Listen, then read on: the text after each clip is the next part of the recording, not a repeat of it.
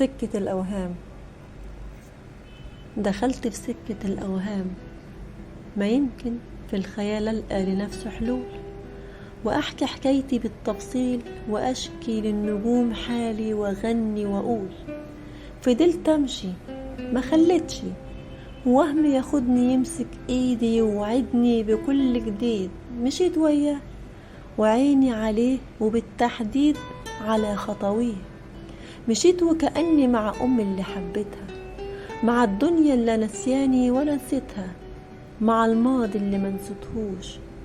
مشيت خايف تدور عيني على نفسي، ناديت أنا مين ومش عارف. خيالي يرد وملقاش حد، أنا وخيالي صورة وند، وعدت جوا مني وشوش ملامح بس مش واضح ملامح مين.